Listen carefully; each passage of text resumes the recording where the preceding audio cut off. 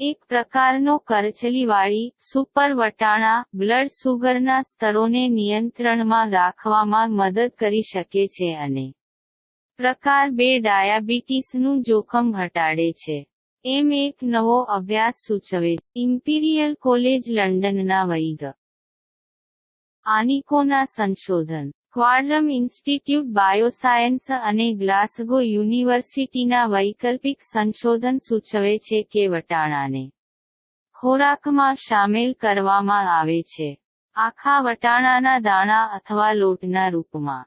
વૈશ્વિક પ્રકારના ડાયાબિટીસના રોગચાળાને કાબૂમાં લેવામાં મદદ મળી શકે. નેચર ફૂડ જર્નલમાં પ્રકાશિત અને BBSRC દ્વારા ભંડોળ પૂરું પાડવામાં આવેલું આ કાર્ય કુદરતી રીતે થતા પ્રકારના વટાણા પર કેન્દ્રિત છે.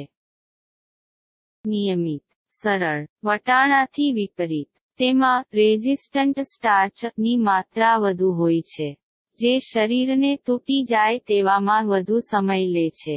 આ જ જૂથના અગાઉના સંશોધન સૂચવે છે કે જેમ કે આ બેક્ટેરિયા સ્ટાર્ચને આથો આપે છે, તે ટૂંકા ચેન ફેટી એસિડ્સ નામના સંયોજનો ઉત્પન્ન કરે છે.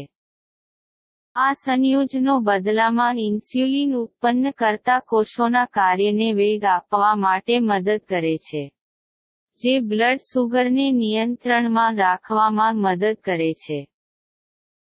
ક્વાડ્રમ ઇન્સ્ટિટ્યૂટ બાયોસાયન્સના સંશોધકો દ્વારા હાથ ધરવામાં આવેલા માનવ આંતરડાની નકલની મદદથી આગળના પરીક્ષણો દર્શાવે છે કે વટાણા તૈયાર કરવામાં અને રાંધવામાં આવે છે તે રીતે તેઓ કેવી રીતે ઝડપથી પાચન થાય છે તેની અસર પડે છે.